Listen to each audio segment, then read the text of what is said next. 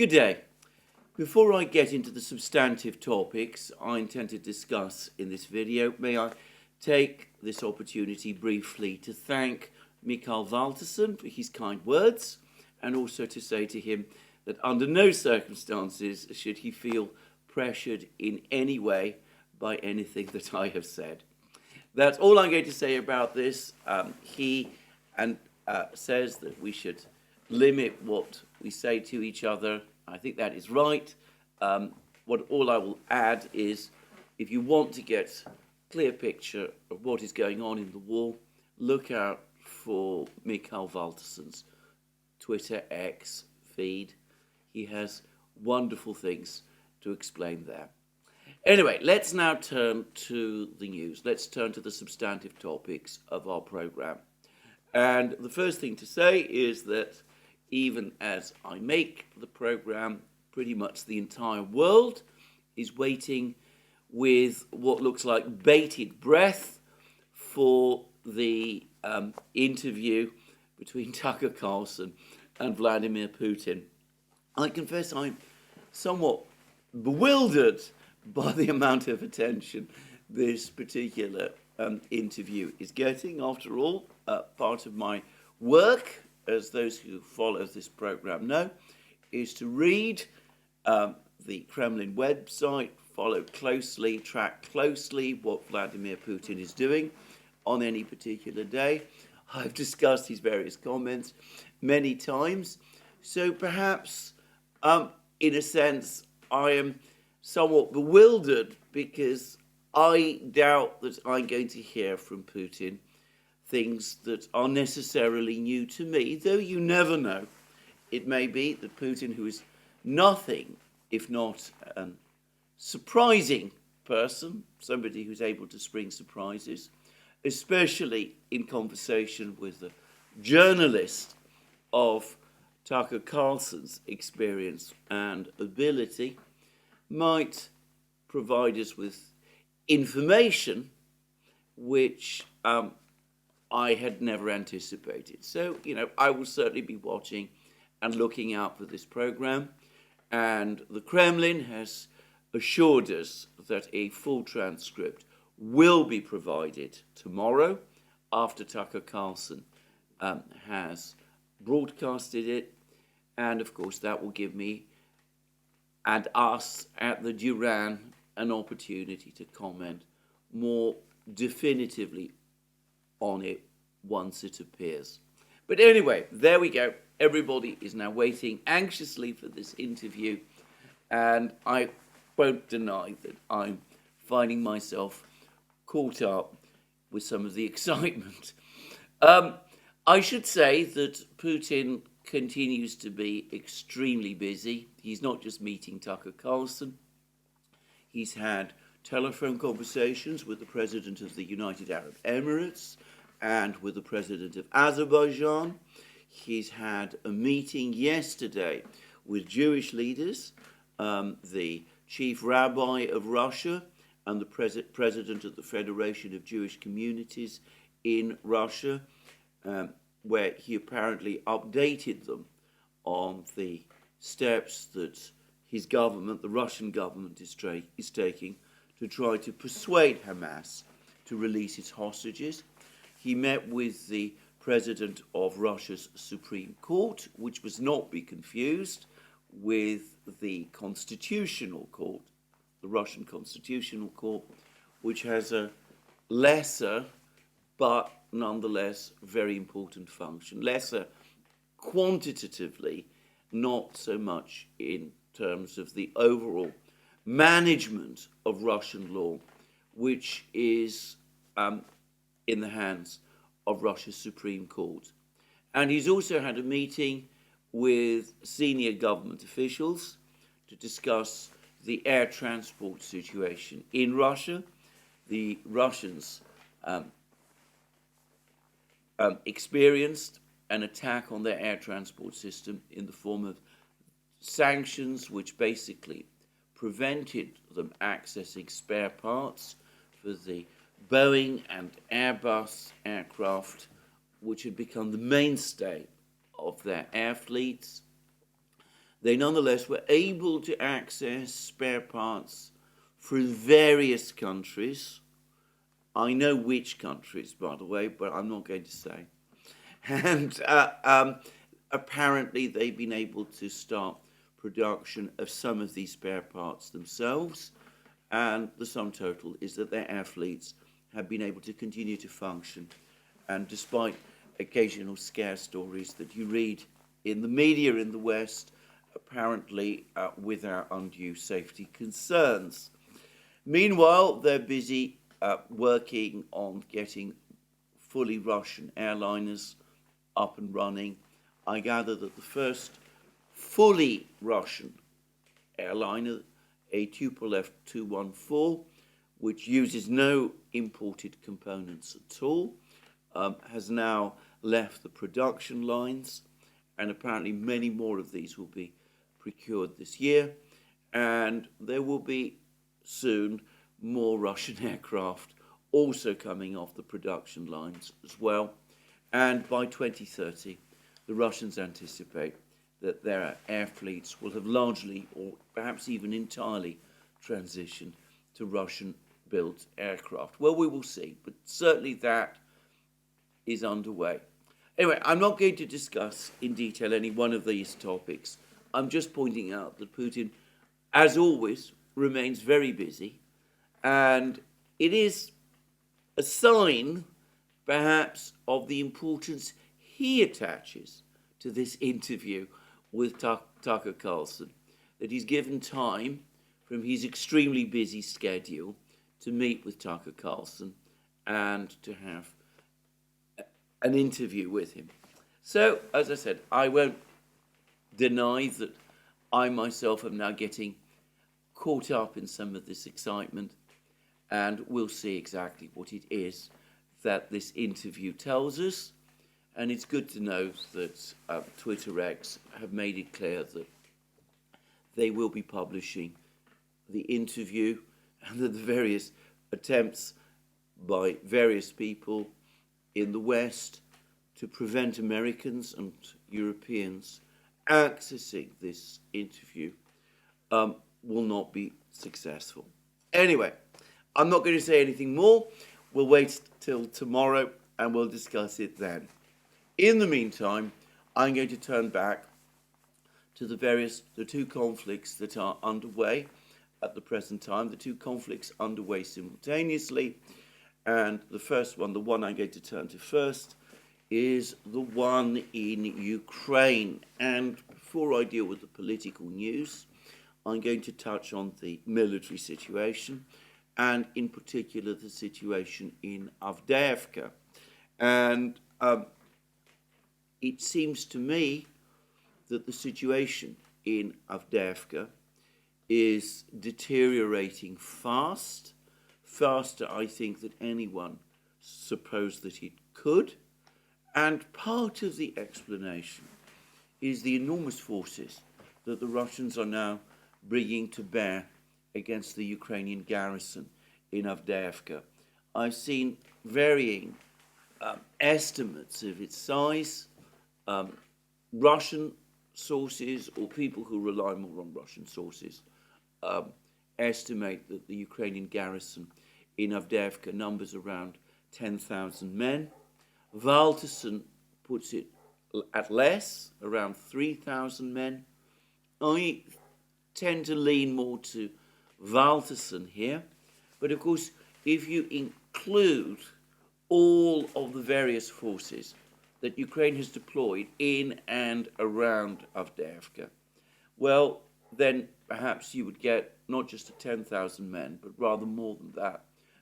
So if you're looking at the totality of Ukrainian forces involved in this battle,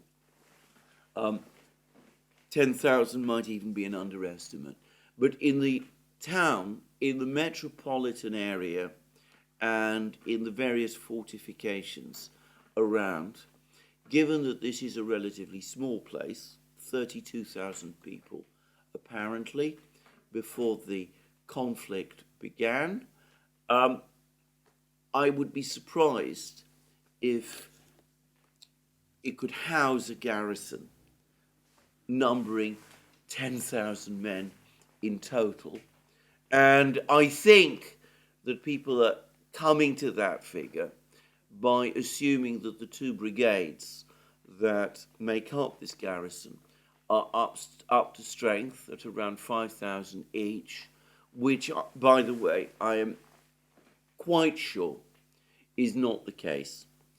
Before I discuss the state of the battle, can I just say that yesterday and this morning, the Daily Telegraph, at least, broke the relative silence about the state of the battle.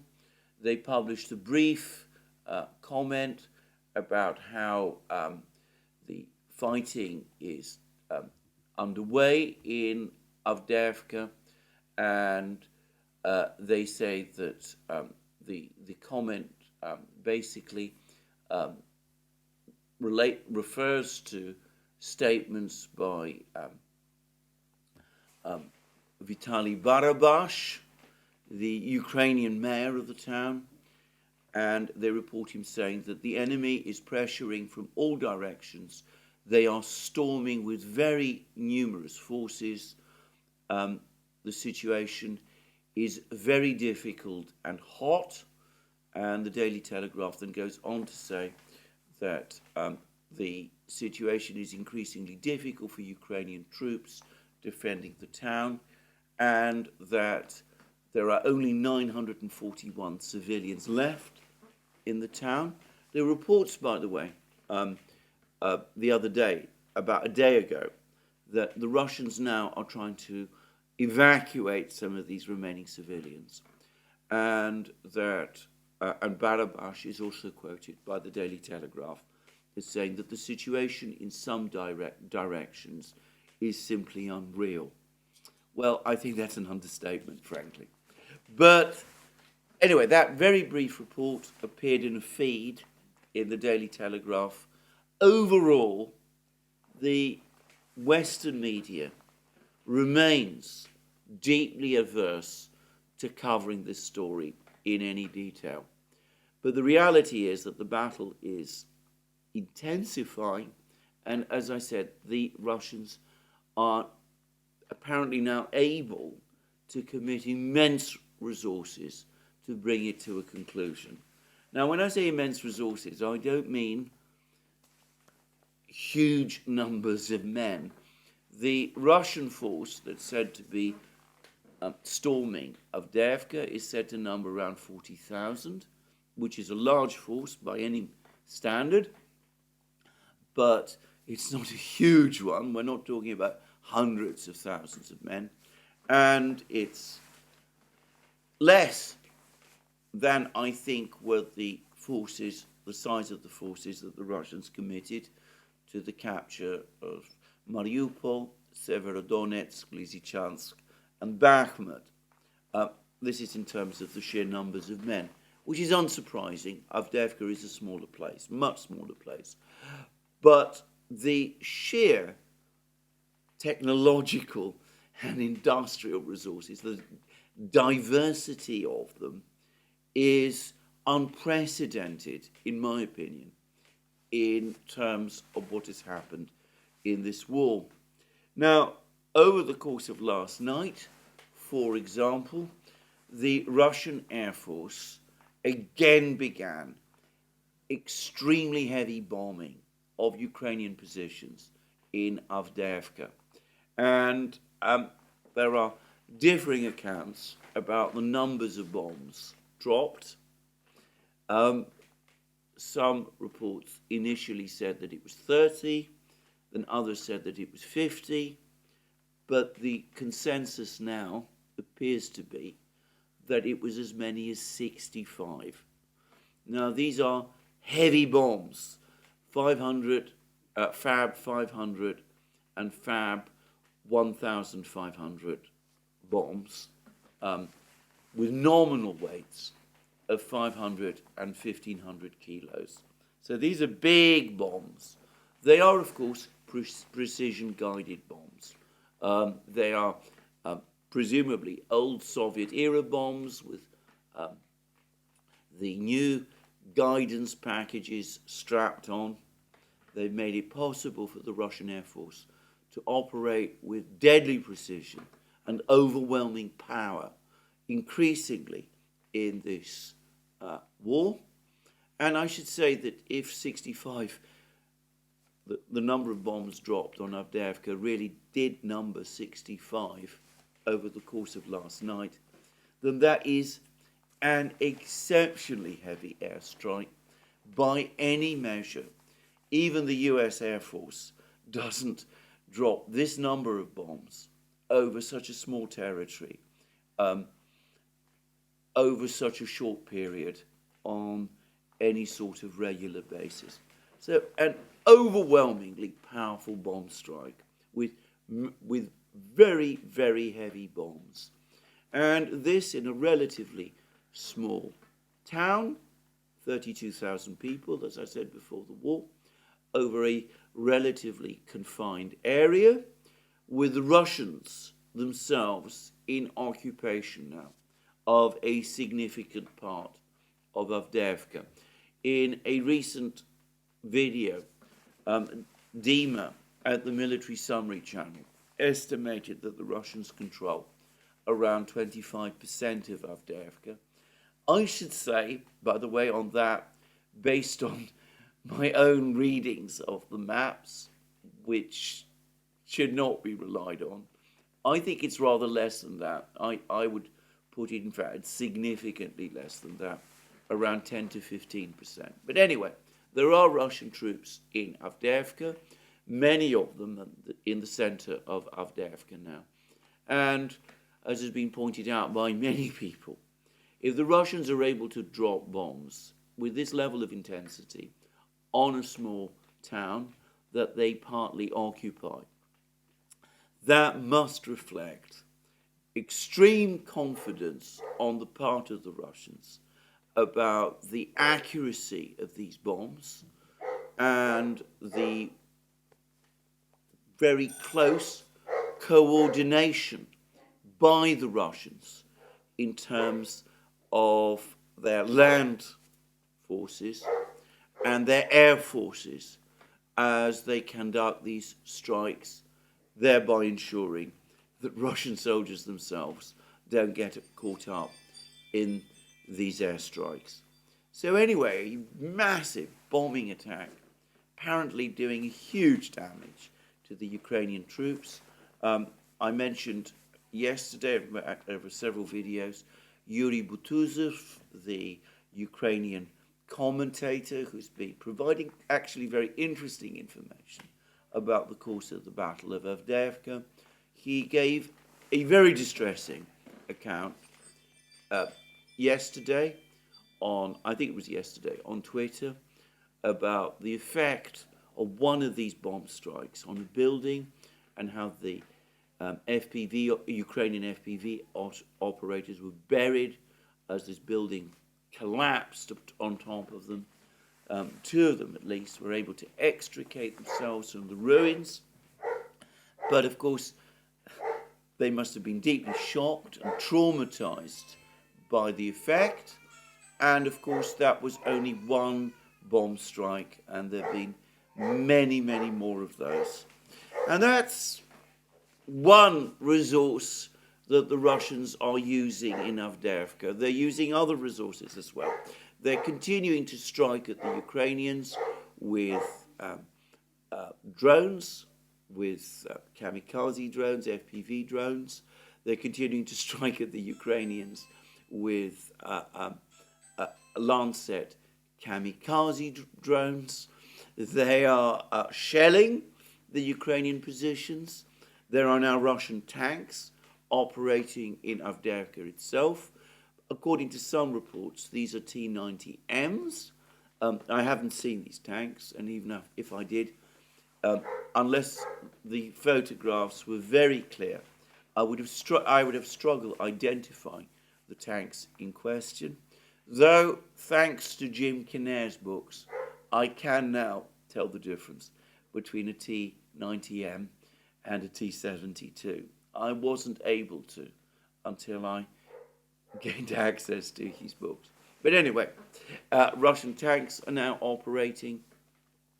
And today we started to get reports about another piece of equipment that the Russians are apparently using in the Battle of Avdeyevka. Apparently they brought enormously powerful electronic warfare systems to bear, and the result is that they're successfully jamming the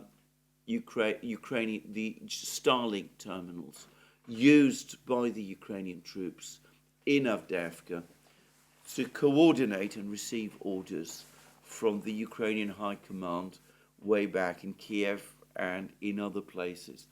Now, I will say something about this briefly, which is, of course, that the Ukrainians have relied very heavily on Starlink throughout the war.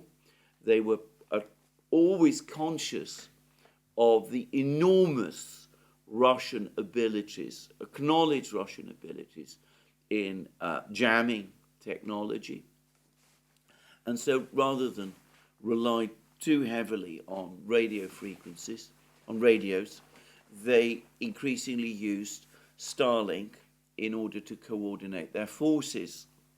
And if we recall, this began to create some concerns for Elon Musk. He began to get worried about the heavy reliance of the Ukrainian forces on Starlink, but all his attempts to point out that Starlink was a civilian, was intended for civilian uses, that it hadn't been intended to be used in this kind of way, his attempts to try to limit, to whatever degree, Ukrainian use of Starlink came in for immensely heavy criticism, and eventually, despite his various attempts also to suggest compromise solutions to bring the war to an end, well, all of that was rejected and ridiculed, and his concerns for Starlink were said to be completely misplaced. I have heard many people say that Starlink is unjammable. Anyway, the long-term effect of all of this is that we now see that the Russians are starting apparently to jam Starlink and to do so successfully.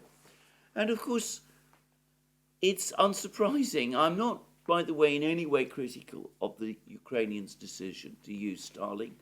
After all, what else could they do, given acknowledged Russian superiority in jamming radios? But Elon Musk, his concerns, it seems to me, were perfectly valid concerns.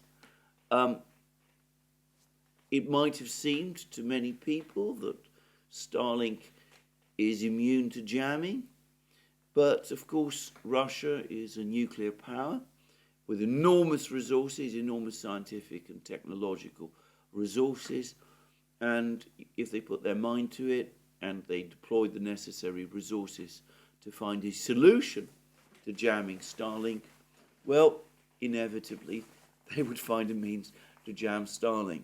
Now, this has happened to some extent in the past, apparently, but apparently not on the kind of blanket, comprehensive scale that we're now seeing in Avdeyevka.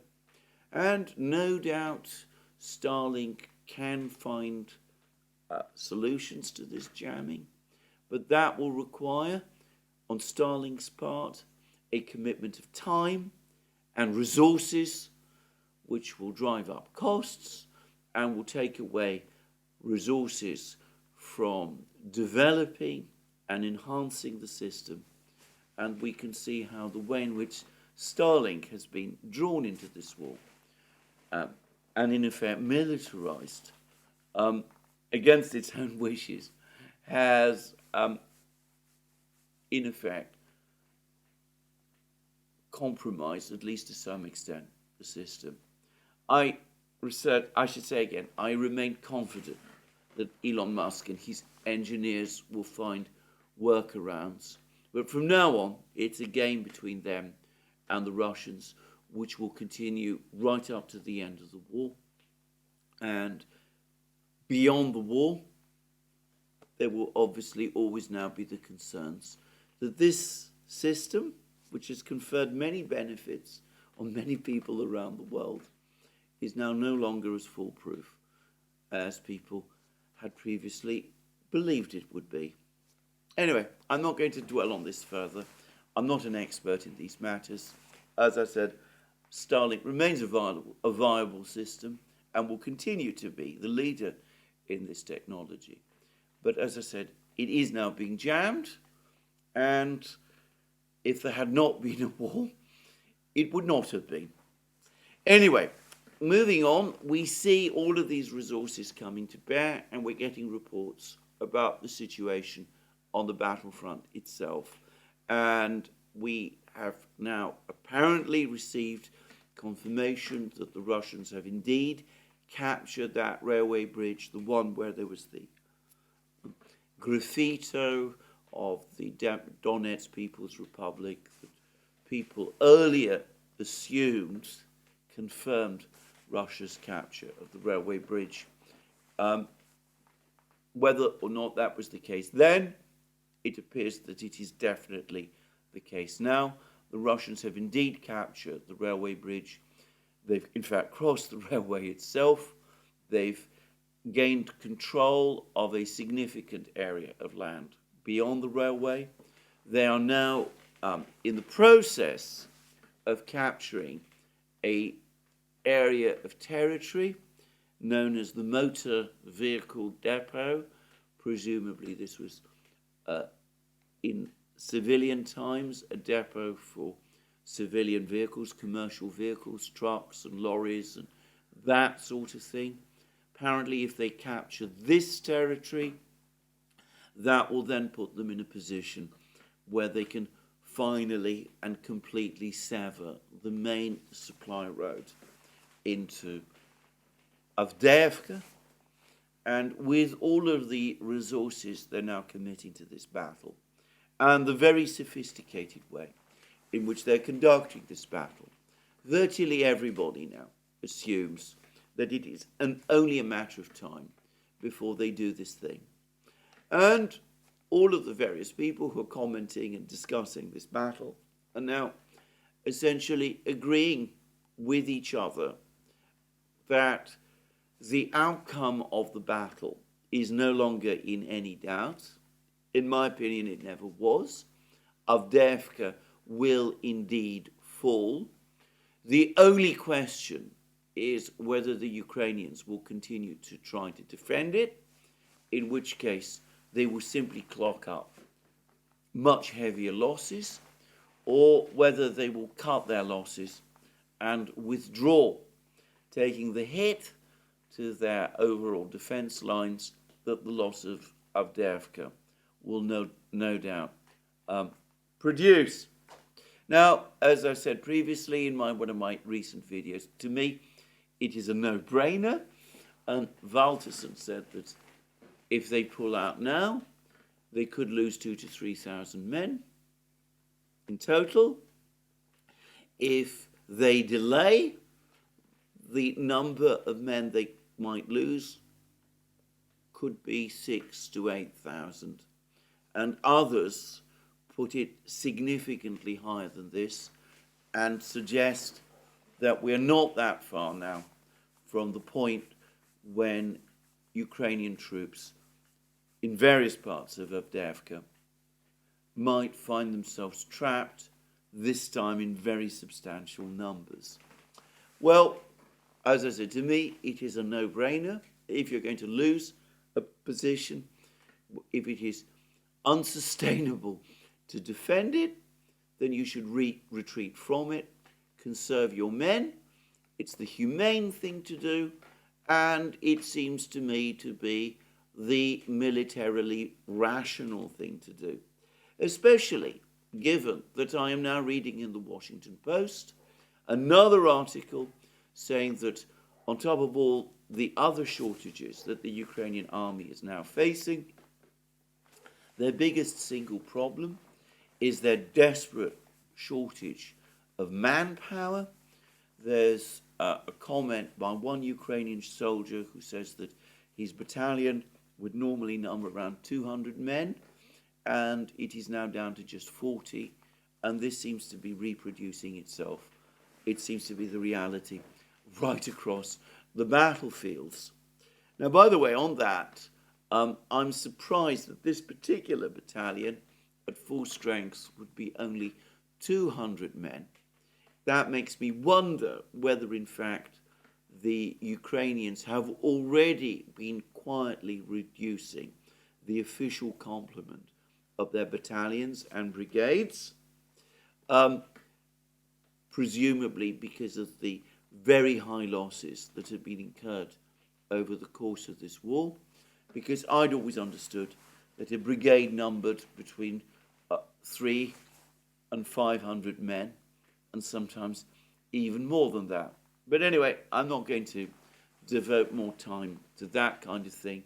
I don't pretend to be an expert on orders of battle and things of that kind. So, there we go. An escalating crisis in Avdeyevka. In his latest program, Dima said that he would not be surprised if over the next few hours or days he heard that the resistance in Avdeyevka had simply collapsed.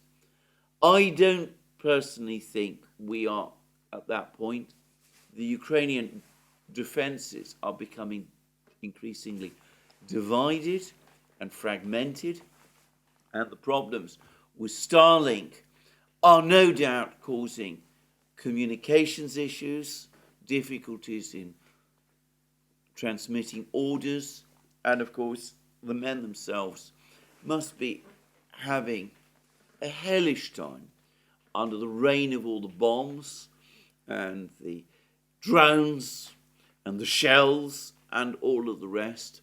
But it does seem to me as if Ukrainian forces in Avdiivka are still fighting.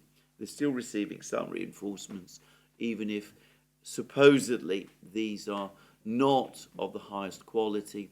And given all of that, I suspect that we've still got some time to go before the Battle of Avdiivka ends. But I might be wrong. We will see. Certainly, I have never seen at any point in this war resources being committed by the Russians to a single objective on anything like this scale.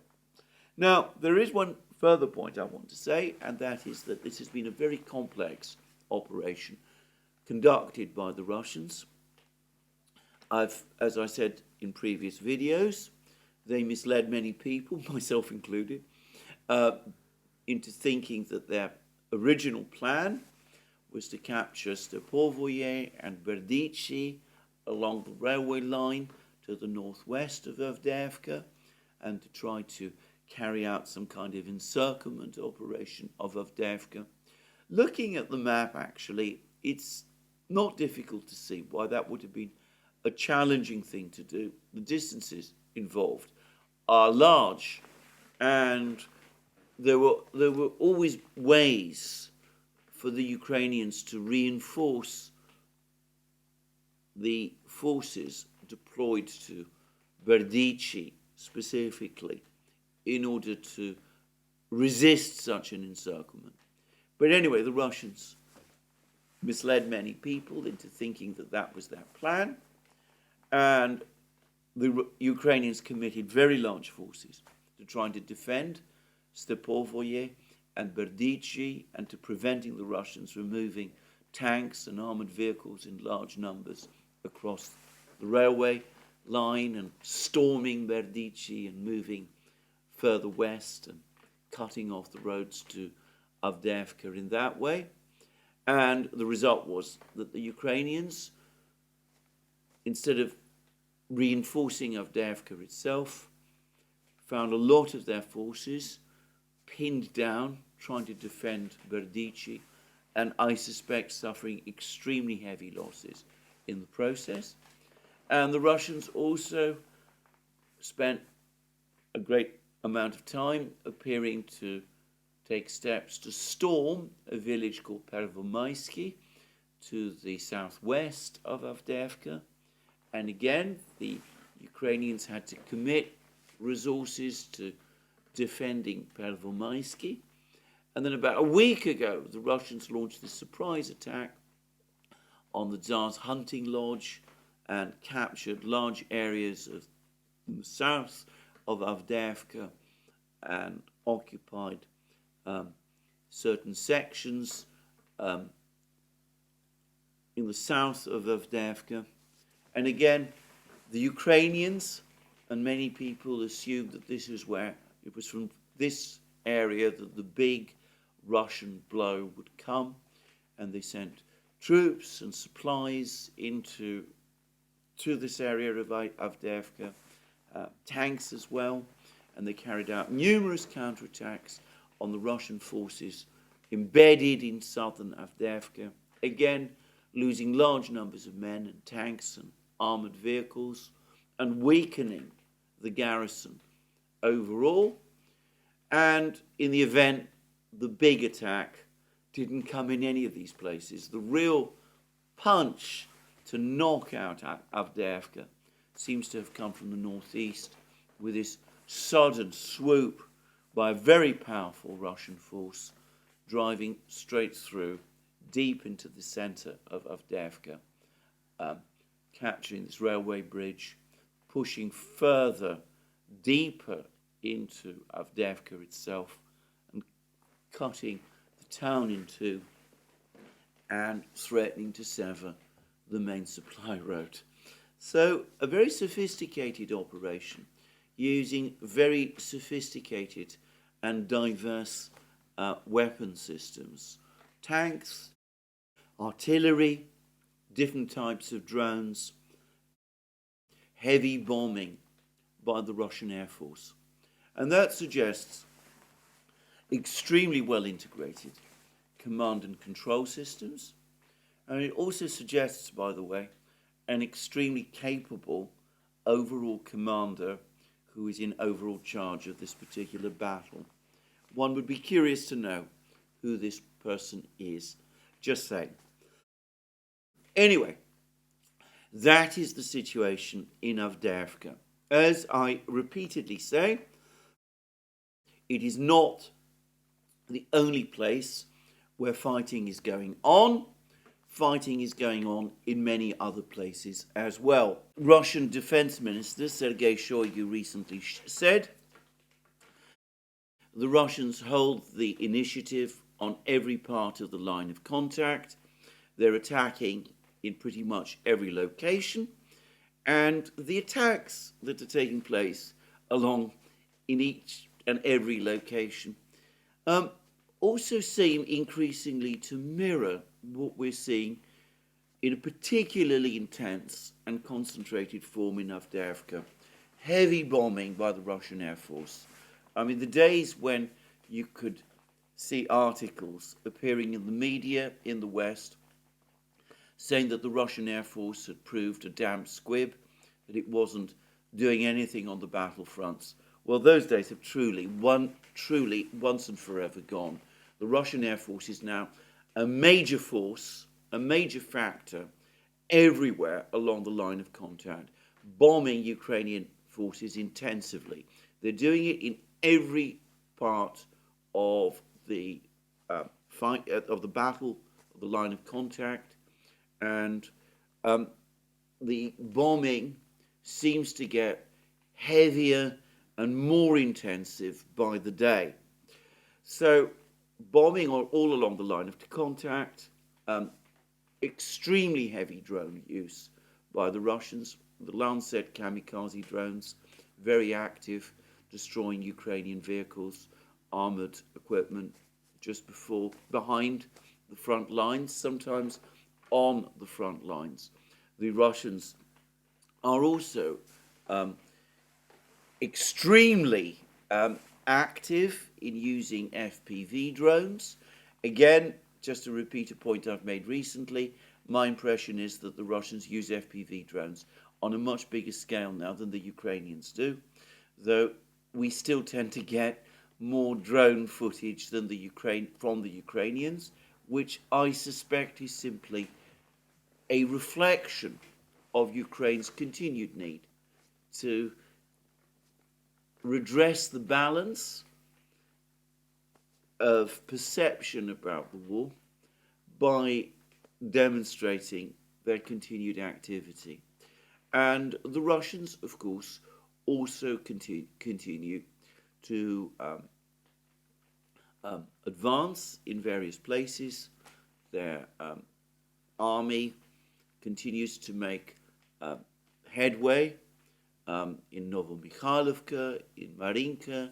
There were reports yesterday that they'd made significant further progress in Avdeyevka, that there were even some reports that they were making some progress in the Vuhledar area itself, and in Bakhmut, in the area around Bakhmut. But I suspect that the main place to really focus on now is the northern front lines, Kupiansk and Liman, where the Russians appear to be particularly active at the present time. And, of course, the Russians are also carrying out their big missile strikes in Ukraine, and I discussed their big missile strike yesterday. Now, on the last point, just to get a sort of global sense of this, over the course of the spring and summer of 2023, I was hearing an awful lot from various people in the West about something called combined arms tactics, presumably the use of many different types of weapon systems in order to achieve a single aim. The various parts of an army acting together like an orchestra, the commander being the conductor, every part of the orchestra working together towards the common end. Well, I'm going to suggest that what we're seeing in Avdeyevka, at least, is combined arms war fought in new conditions, often with new types of equipment, drones, jamming techniques, precision-guided bombs, and all of that. And what we're increasingly seeing from the Russians all across the battlefield is also combined arms war. I don't pretend to be an expert in this concept. It might have a narrower meaning than I know, but certainly the Russians do seem to be using many different types of weapons in many different places. Now, that brings me to the big Russian missile strike that took place yesterday.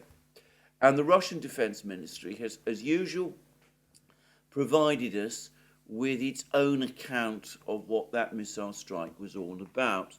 It says this, and this is from its bulletin, in terms of the fighting that took place, the progress, as they put it, of the special military operation yesterday, the 7th of February. They said, this morning, the armed forces of the Russian Federation launched a group strike with long-range air and sea-based precision weapons and unmanned aerial vehicles against enterprises of the Ukrainian military-industrial complex that produce uncrewed boats, coastal missile systems, rockets for multiple launch rocket systems, and explosives.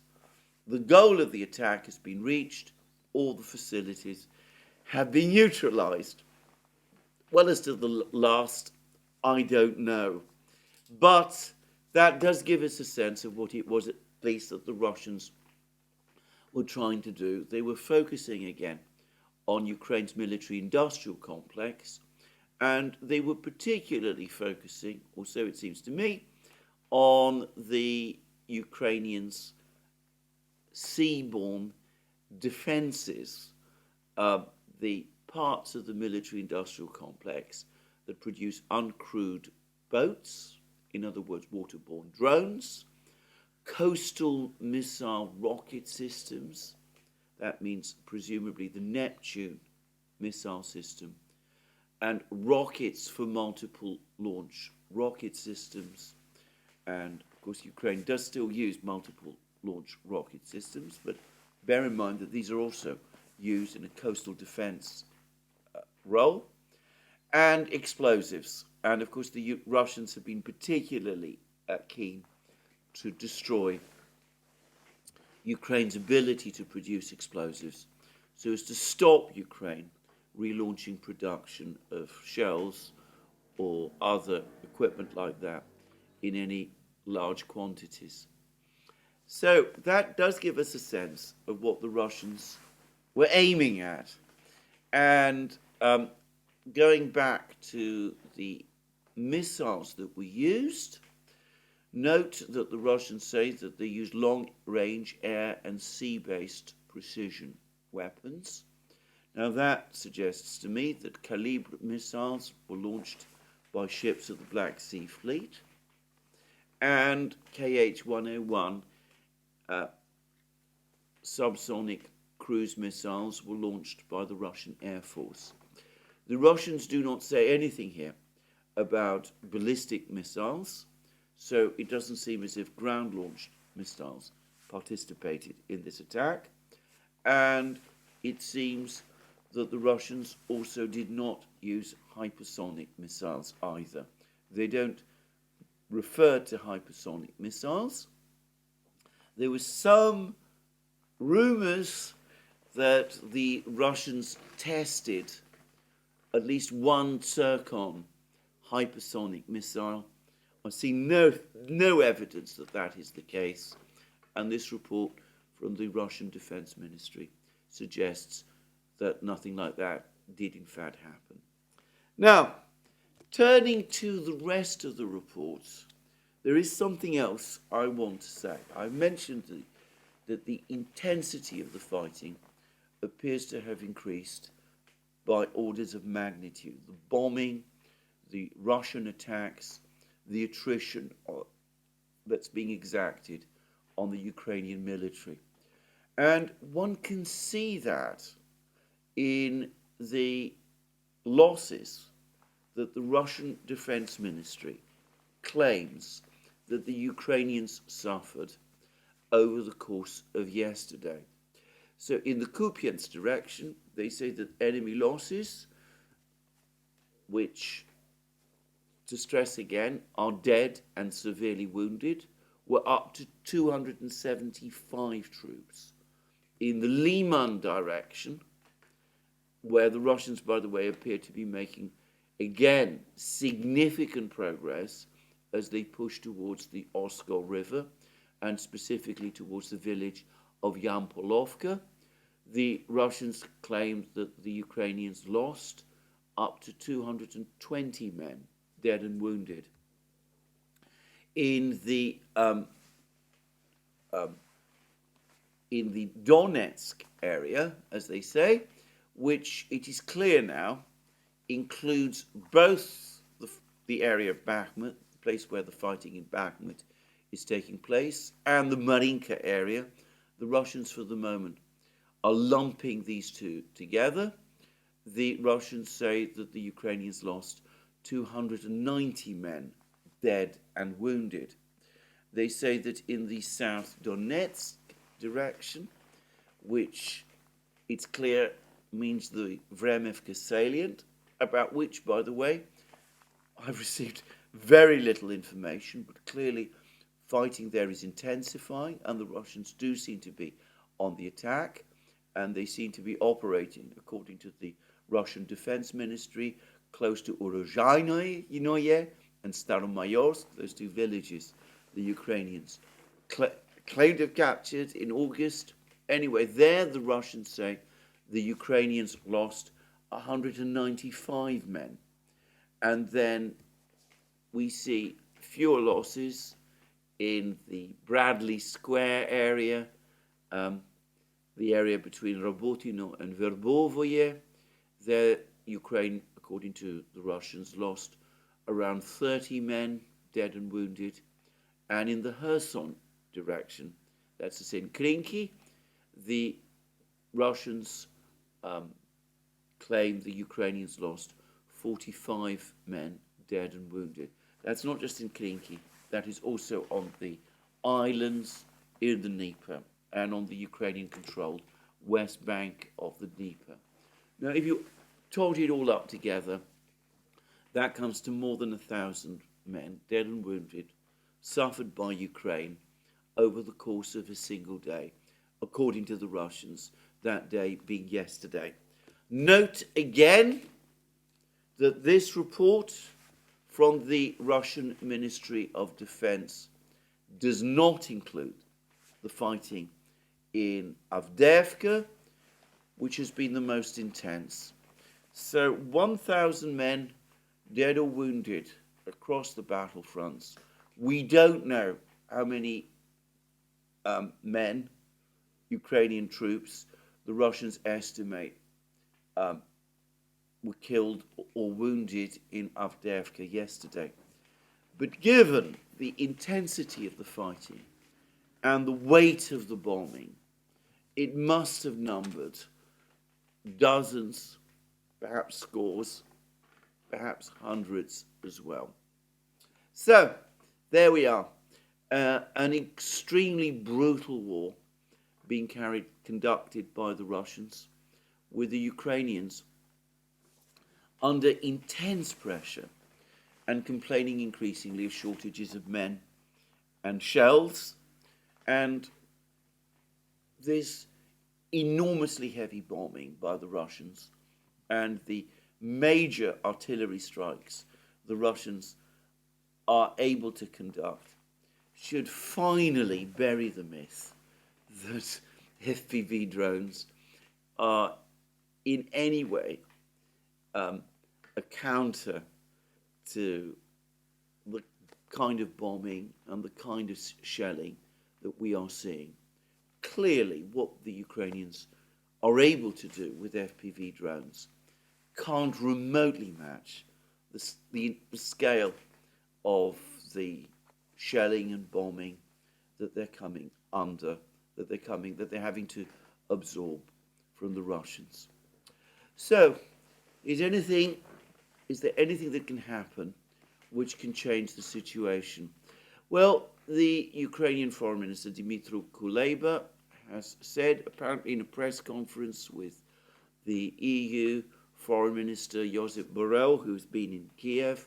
Anyway, Kuleba admitted that the European Union is incapable of supplying Ukraine with the numbers of shells it needs. And Borrell effectively said the same. Borrell said that the Ukrainians are able to produce enough drones. He said that he'd visited the drone production facilities, or at least some of them, and they're able to make their own drones, but they can't produce shells, and neither can the European Union. So little hope of relief from there. And as for the United States, well, there were more parliamentary manoeuvres yesterday. And yesterday, Chuck Schumer finally brought the supposed package that had been agreed with Mitch McConnell and the Republican leadership of the Senate to the Senate floor. This was a combined package including funding for Ukraine, Taiwan, and Israel, together with additional funding and commitments to sort out the problems of the border. And Republicans overwhelmingly felt that the package that was being presented did not address the problems of the border, and the Senate voted against this package. It failed by a vote of 50 to 49.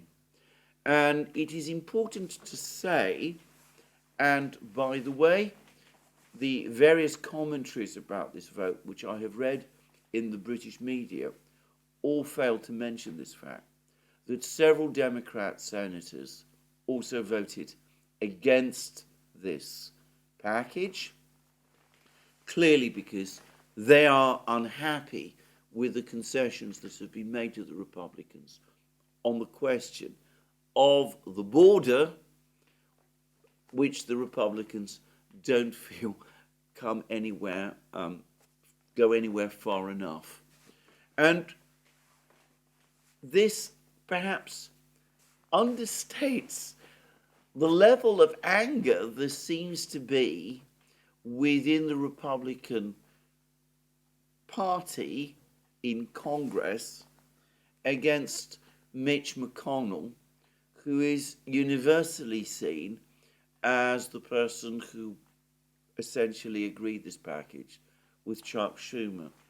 Now, it seems that Mitch McConnell tried to hide behind another senator, Senator Langford, who is apparently a well-liked senator within the Republican caucus, but it is universally understood amongst Senate Republicans that Langford was simply working on McConnell's behalf, and the criticism of McConnell from other Republicans is now intense, and it's been suggested increasingly that McConnell's grip on the Republicans in the Senate is now definitely slipping, and that ill health and worry and age means that he's making increasingly bad judgments, and that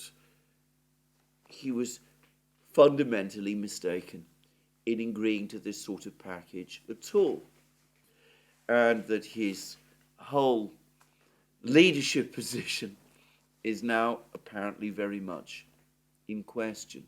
Well, we will see. I'm not going to devote time to discussing McConnell's future in this program. Chuck Schumer has decided on what is being presented as a last-ditch effort to get aid for Ukraine. He's now going to produce a standalone package which will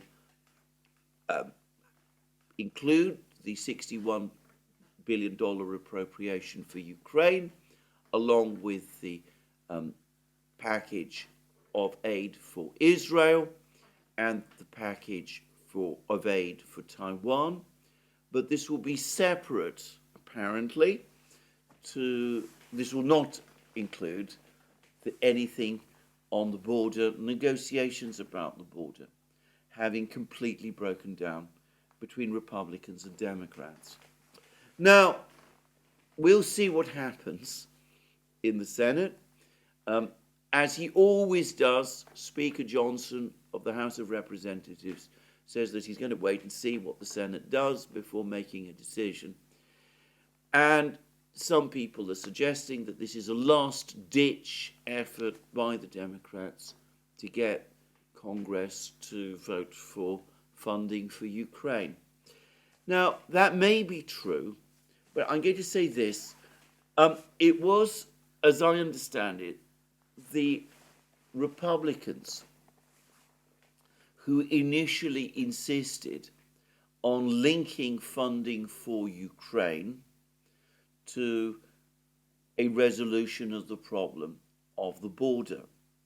So if they go ahead, Republicans go ahead in the House and in the Senate and support this latest standalone package of funding for Ukraine, Israel, and Taiwan without getting any funding for the border, then they will be going back on what they said before.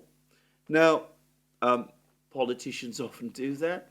Perhaps they will on this occasion, but I would have thought that unlikely, given that aid for Ukraine is so controversial, which is why the Republicans made the linkage in the first place. And it's possible, I suppose, that the Senate will pass this package and that some Senate Republicans will vote for it. But I think it is less likely that that will happen in the House, because I think that Speaker Johnson, knowing the feelings of most House Republicans, is unlikely to want to put a package in this form before the House.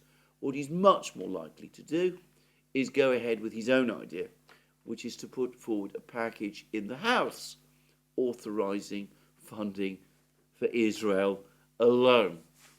So, again, I am not going to try to predict the outcome of these complex maneuvers in Congress, but my own sense is that the prospects now of Congress agreeing a funding package for Ukraine anytime soon is receding, and I think the Democrats know that.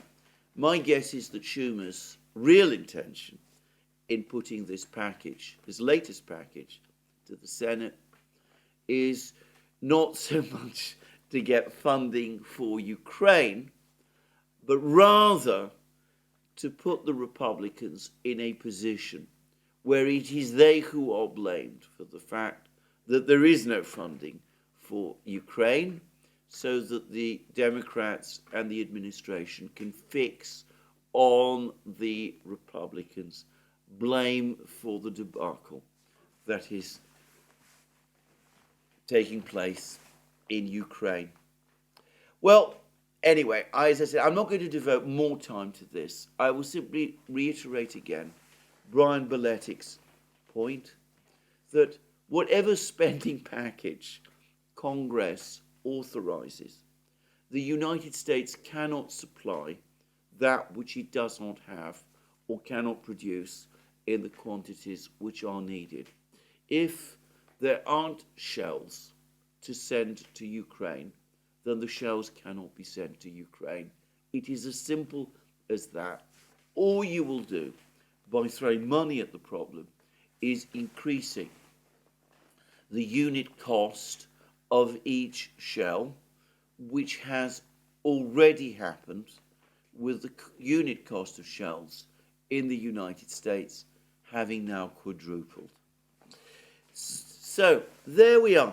Note, no suggestions, no discussions of a possible negotiated solution to the war. It seems that Josep Borrell went to Kiev but didn't float that idea with the Ukrainians. As I said, I've gained the clear impression that a discussion about this took place in the United States last year and that the hardliners won, and that no negotiation of any kind is on the cards. All the emphasis now, Plan B has now been finally agreed. It's to recognize that the Russians are going to win the conventional part of this war. Presumably, they will be battling through to the Dnieper at some point in 2024. Perhaps they will cross the Dnieper at some point if Ukraine continues to refuse to negotiate. And ultimately, the objective is to start this calamitous idea of an insurgency instead against the Russians. The one thing left, or so it seems, is for the United States to the one thing that the Ukrainians can perhaps take away is that the Ukrainian Parliament, the Rada, yesterday passed the first reading of the mobilization law, but that is unlikely to take effect before March at the earliest, March being when, as I understand it, there should have been elections for the President and the Parliament, or at least the presidency. It seems that I was wrong in saying that Zelensky's term ends in March. It actually technically ends in May, but in March his position will increasingly come, from March his position will increasingly come under challenge. But anyway, it does seem that even as there are no negotiations and no funding, the one thing that Ukraine is gradually, step by step, moving towards is this calamitous mobilization plan, which, to my mind, will only make Ukraine's long-term situation even worse. Anyway, that is the situation in military terms and in terms of the direction of the war.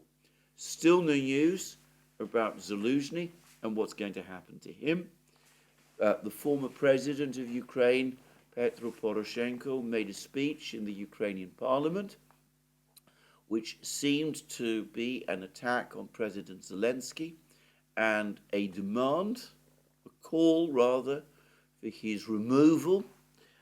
Those who are historically minded might compare it with a speech that the Russian politician Pavel Milyukov made in the Imperial State Duma in November 1916, which made a similar call in veiled terms for the removal of the Tsar.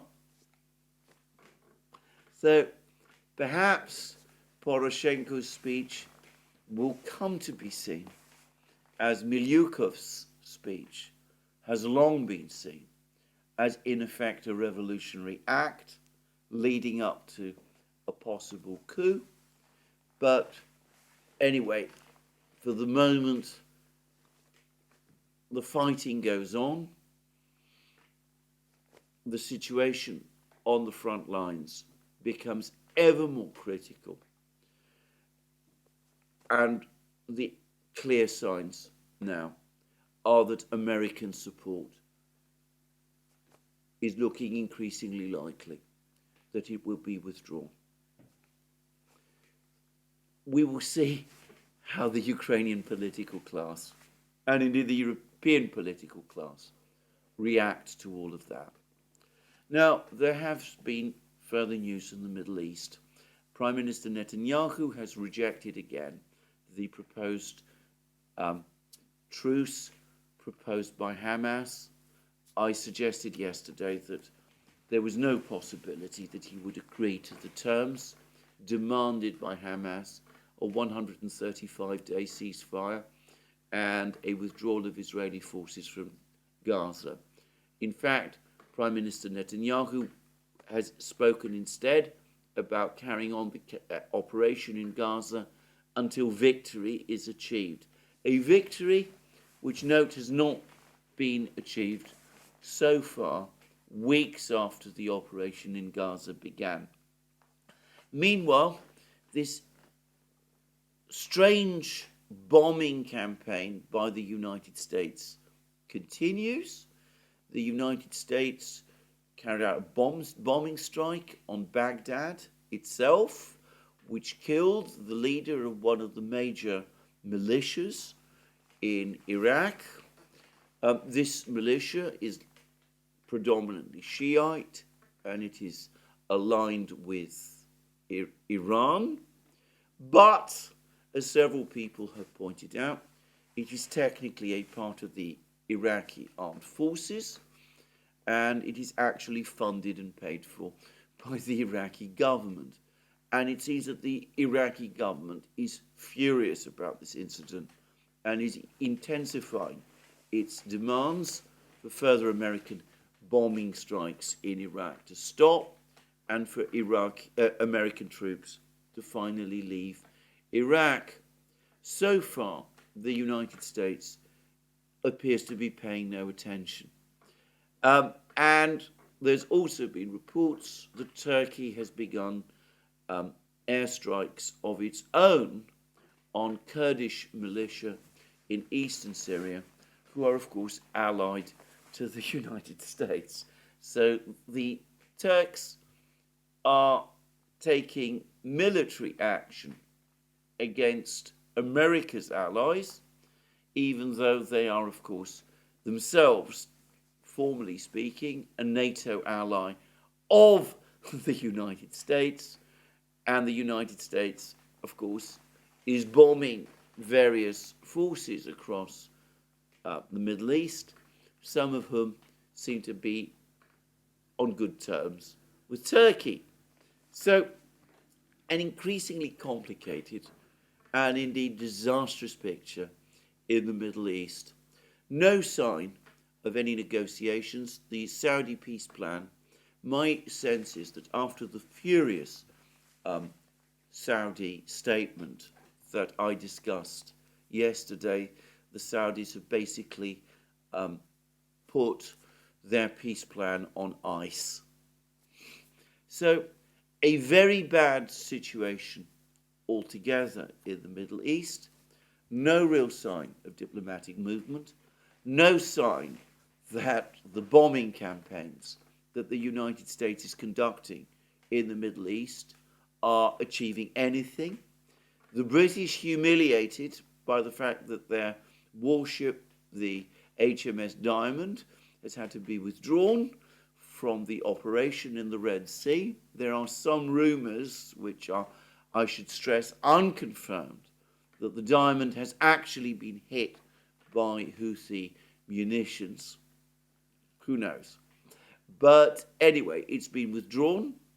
Apparently, it's not really fit for purpose in terms of this kind of war.